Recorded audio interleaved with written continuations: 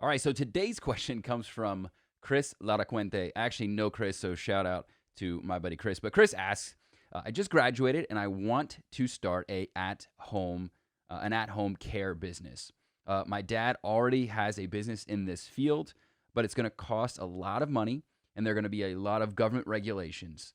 What would you advise? Okay, so I have three pieces of advice for you, but let me give you a precursor to that advice. And the first thing is that this is a really opportune time for you to start a business like this. And the reason being is that we're on the tail end of a pandemic. And so I would imagine, given that that's the age range group, elderly in the at-risk category. So there's definitely probably this is a transitory time when people are going to be potentially opting to not be in those type facilities around a lot of other people, high exposure, and wanting to be in the comfort of their own homes. So that's something to definitely take into consideration, but you need to really look into the data. And I would actually do some phantom calls where you're calling local institutions, nursing homes, et cetera, and asking how much occupancy have you seen go down, if at all, because of the COVID pandemic.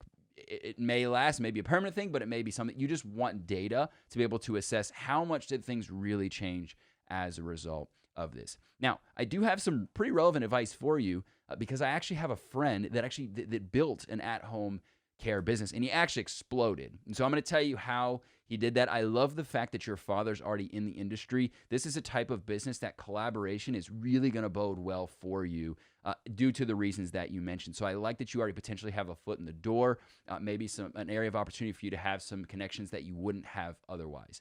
Here's my three pieces of advice for you, starting with number one. Get a job in the field to kind of build up your connections and your resources. So again, having a connection like your father already in the industry is fantastic. But what I'd really like for you to do, and this is often the case with many businesses where there's a little bit more of a barrier to entry than some other occupations or some other possibilities, right? So me doing what I do as a coach and having a podcast and doing what I'm doing right now with a YouTube channel, there's a little barrier to entry. So the difficult part is cutting through the noise.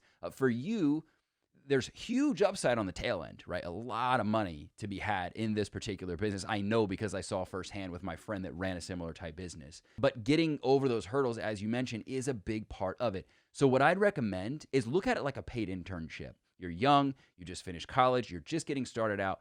Really take time to get paid to also learn the industry. And there's a variety of different reasons that I want you to do that. I'm going to touch on a couple of them later.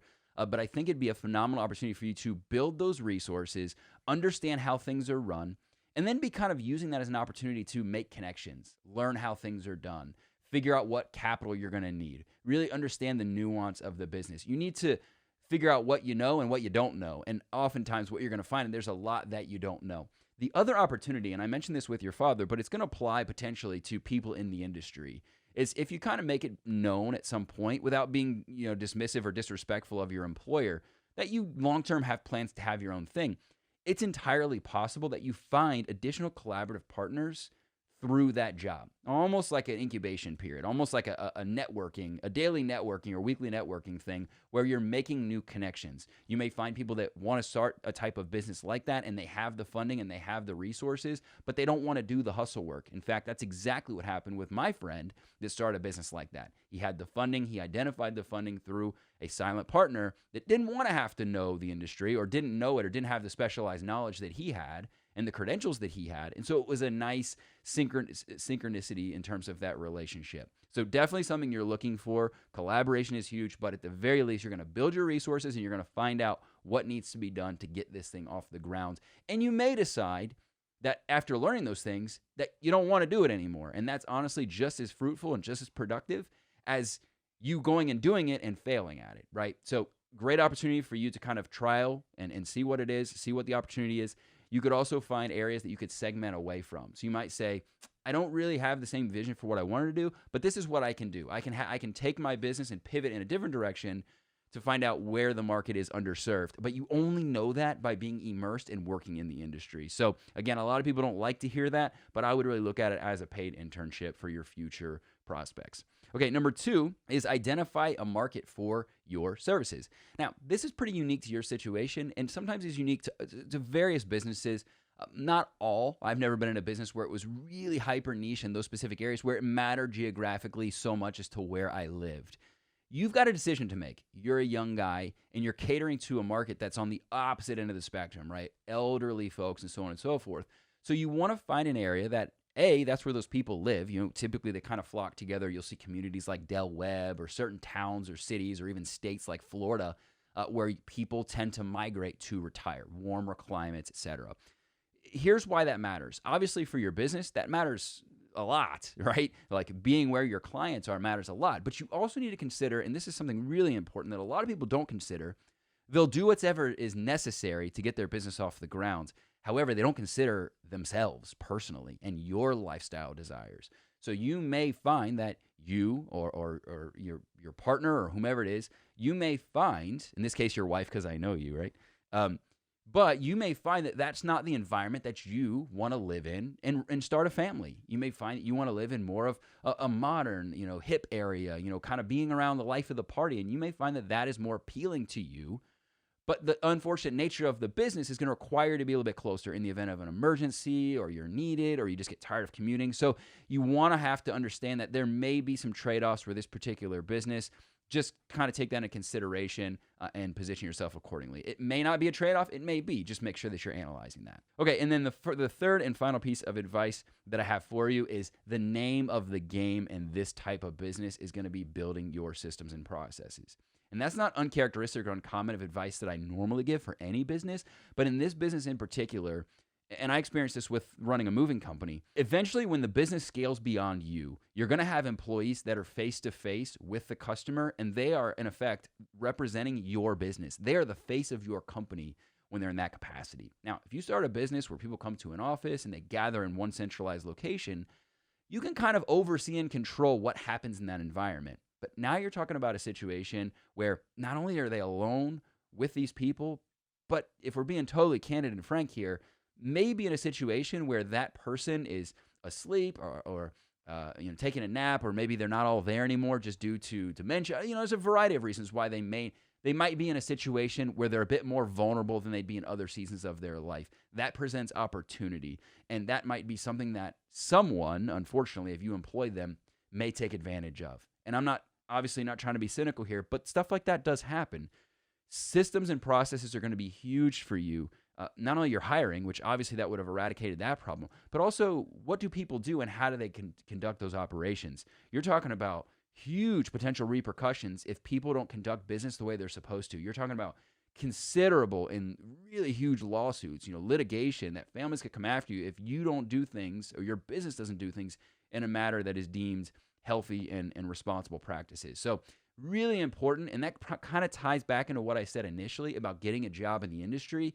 Tightening up those systems really doesn't just spawn out of nothingness. You need to have an example, right? Emulate before you innovate. And so it's important for you specifically to work in an environment where you see how things are done. You understand the systems and processes. I think it applies more to people like you. And I love people like you that have a crazy level of genius in a certain area. And most entrepreneurs do. But when I see people that are more technically focused, right? They really have a certain skill that few people have doing what it is that you do and having the degree that you have. What ends up happening is they tend to focus on the trade. They tend to focus on the care, the quality of the care. They're really good at that part. Not so great oftentimes at actually managing and running and leading a business. So it's a really difficult thing for them to evolve and adopt those skills. And what I often find is it's difficult for them to grow beyond a company of one. It's difficult for them to grow beyond a company of just you and actually employing other people. So hopefully by you working for somebody else, seeing how they run it from a business perspective, not just from an at-home care perspective, is going to give you an opportunity to really understand and start developing systems in your mind. Be looking for things they do well, and be looking for things that you think you would do a little bit better. But either way, it's going to be a great opportunity for you to learn, grow, and start to model your own business after. And I think immersing yourself and doing the various things we've talked about here today, what I speculate is going to happen is that over the course of time, you're going to be able to really kind of be very clear on what needs to be done, how to execute it, who you need to be as a business owner, how you're going to get the funding, what resources you're going to need. All those things are going to fall into place, but I think it's going to really start with immersion, and I think that's going to be the name of the game for you, is full immersion in this industry, really investing no matter the time. think long-term, not just short-term gains. A lot of people think 3 to 5 years, oh my God, I want to have my own business. But in the grand scheme of your life, 3 to 5 years may be the investment that's necessary for you to build something long-term sustainable, but also highly, highly profitable, and also a well-run, airtight business. So I hope that helps. I wish you nothing but the best, Chris. Obviously, I know you, so I'll be in touch to hear about your progress. And for the rest of you, if you do have questions about your specific business, I'm going to be doing segments like this where I answer your questions about your specific business, and literally in the way that I just did now. So if you want to be involved with that, if you want me to include your question and address your specific business, you got a couple different options. You can actually drop that in the comments below on any video like this, and I'll look through and my team will help figure out the best ones. We're going to try to include everybody. Or you can find us on social media. So you can go to @HeyCMH, that's @Hey like hello, CMH, and tag me on social media and ask your question. So whatever that entails, whatever it is you're looking for, please take advantage of that. We'll include those resources below. Before you leave, if you feel like you've gotten a lot of value out of this, make sure you like this video, hit subscribe for the channel for more content like this, subscribe and hit the bell for notifications, because now the algorithm has changed. If you don't hit the bell for notifications, I probably won't see you again, and that's not what we want. And also, don't forget, like I mentioned, to leave me a comment below, and I'll see you guys in the next one.